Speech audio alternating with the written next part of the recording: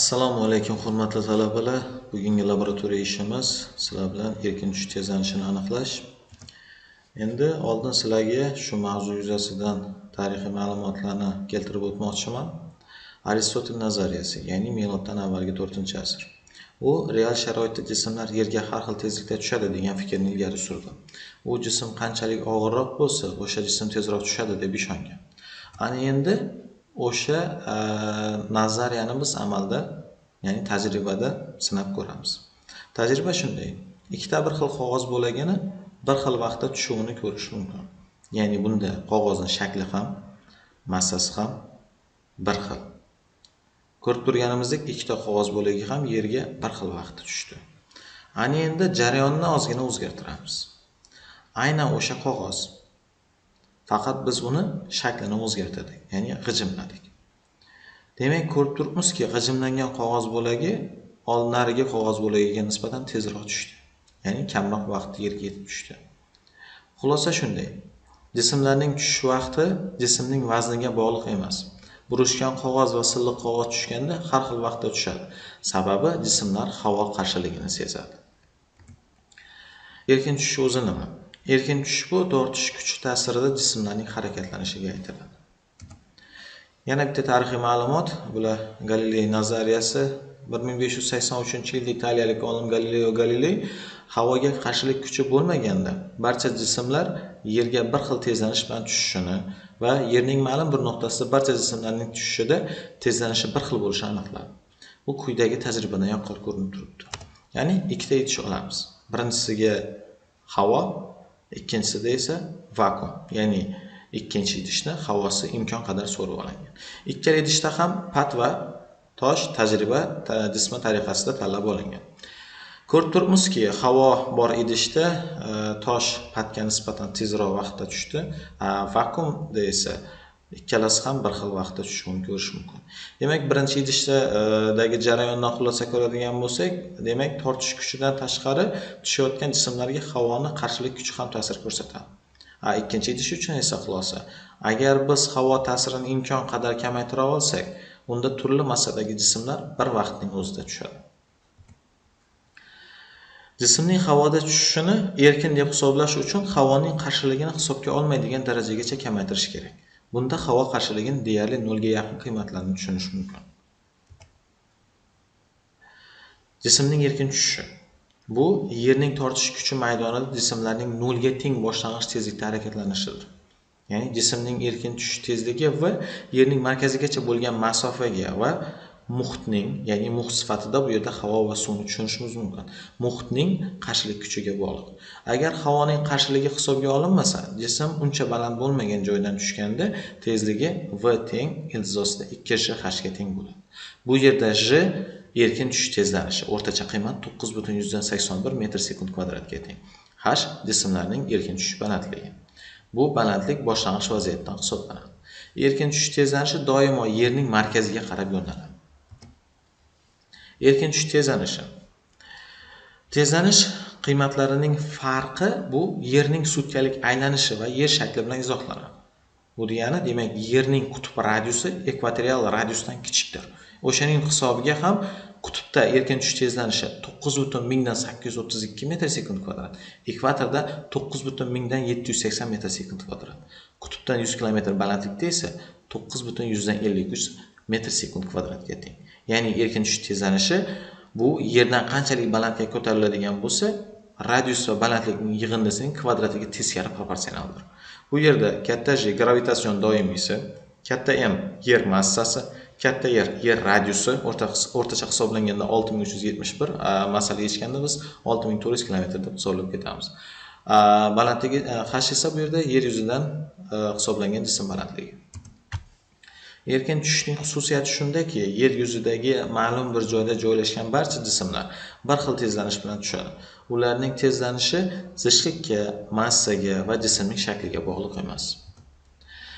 Erkin tushish tezlanishini biz matematik magnitlik yordamida aniqlaymiz. Buning uchun bizga kerak bo'lgan jihozlar muftali va halqali shtativ, vaqtni o'lchash masofasi bo'lishi mumkin sekundomer telefondagi sekundomer programmasi. 3-ip bog'langan jism, 4-o'lchov lentasi. uzun vaznsiz cho'zilmaydigan ikki osilgan jism matematik magnitlik deyiladi. Magnitlikning bir marta to'liq tebranish uchun ketgan vaqtga tebranish davri deyiladi va u katta T harfi bilan belgilanadi. Agar biror T vaqt ichida magnitlik n marta tebransa, to'liq bir marta tebranish uchun ketgan vaqt, ya'ni uning tebranish davri quyidagi formula bilan topiladi. Ya'ni katta T teng tebranish uchun ketgan vaqtni tebranishlar soniga bo'lamiz. C sistemada tebranish davri sekundlarda o'lchanadi. Matematik magnitlikning tebranish davri ipga osilgan yukning massasiga va tebranish amplitudasiga bog'liq emas. Matematik magnitlikning uzunligi deganda ipning osilish nuqtasidan sharcha markazigacha bo'lgan masofaga aytiladi. Matematik magnitlikning tebranish davri matematik magnitlikning L uzunligining kvadrat ildiziga to'g'ri proporsional va J erkin tushish tezlanishining kvadrat ildiziga teskari proporsional bo'lib, u quyidagi ifoda yordamida aniqlanadi. Ya'ni T teng 2pi ildiz ostida L taqsim J. Endi ko'rib turibmiz, biz davr formulasini aytib o'tdik, ya'ni T teng 2pi ildiz ostida L taqsim J. Bu yerdan kelib chiqadi. T davrini biz boya aytib o'tdik. Tebranish uchun ketgan vaqtni tebranishlar soniga bo'ldik. Bu davr deb aytildi. Demak, bu joydan biz formuladan erkin tushish tezlanishini topadigan bo'lsak, oxirdagi quyidagi formulani ko'rishimiz mumkin. Va uning qiymati 9,81 ga teng bo'ladi. Endi ifodaga ko'ra erkin tushish tezlanishi J ni aniqlash uchun quyidagi tenglikka biz ega bo'ldik. Ya'ni J teng 4pi kvadrat L taqsim T kvadratga. Ishni bajarish tartibi qanday? Shtativni stol chetiga o'rnatamiz. Uning yuqori uchiga mufta yordamida halqani mahkamlab, unga ipli sharchani osamiz. Osilgan sharcha poldan 3-5 cm balandroqda bo'lishi kerak. Ikkinchi, magnitlikning uzunligini o'lchov lenta yordamida o'lchab olamiz. Ya'ni biz boya aytib o'tdik, o'sha osilgan joydan sharcha markazigacha bo'lgan masofa bu magnitlikning uzunligi deb aytib o'tdik. Demak, uni o'lchov lentasi yordamida o'lchab olamiz. Keyingisi, sharchani muvozanat holatdan 5-8 cm masofaga og'dirib qo'yib yuboramiz va u joyda magnitlikning harakati yuzaga keladi. Demak, biz jarayonni qanday hisoblaymiz? Asosan jarayonda tebranma harakatni 40 ta tebranish uchun ketgan vaqtni T ni o'lchab olamiz. Nima uchun aynan 40 ta? Demak, tebranma harakat qanchalik ko'proq bo'ladigan bo'lsa, aniqlik shuncha oshaveradi. Matematik magnitlikning uzunligini o'zgartirib, tajribani takrorlab ko'ramiz. Kamida 3 marta.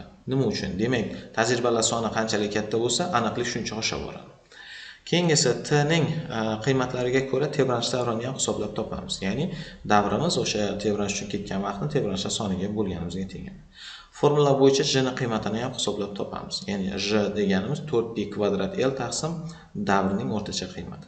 Topilgan qiymatlarni quyidagi jadvalga yozamiz. Endi virtual laboratoriya ishi bu qanday? Misol uchun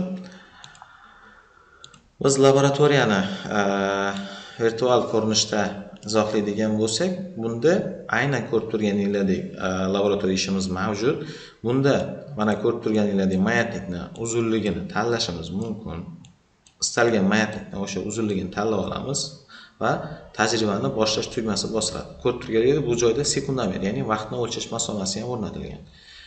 Biz aytdik, jarayon demak muvozanat vaziyatdan 5-8 cm og'dirib, keyin qo'yib yuborilgandan keyin jarayon boshlanadi. Tajribani boshladik. Ko'rib turganimizdek jarayon boshlandi. Startni biz o'sha muvozanat vaziyatdan 5-8 cm og'dirilgan joyga kelganda startni bosamiz. Ya'ni mana shunday. Hisoblash jarayoni ketdi. Aynan o'sha 40 marta tebranish uchun ketgan vaqtni biz hisoblashni boshladik va qandaydir qiymatni, ya'ni o'sha ketgan vaqtni qandaydir qiymatiga erishdik. Aynan o'sha qiymatni biz quyidagi o'sha formulamizga qo'yamiz va quyidagidek natijalarni olishimiz mumkin.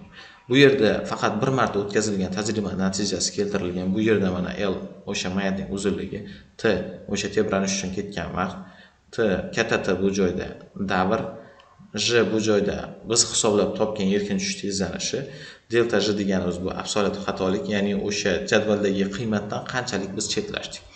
Katta D esa bu yerda nisbiy xatolik tushuniladi. Sizlarga vazifa aynan qolgan tajribalarni o'zingiz o'tkazib, shu jadvalni to'ldirib, o'zingizlarning xulosangizni chiqarib kelishdan iborat. E'tiboringiz uchun rahmat.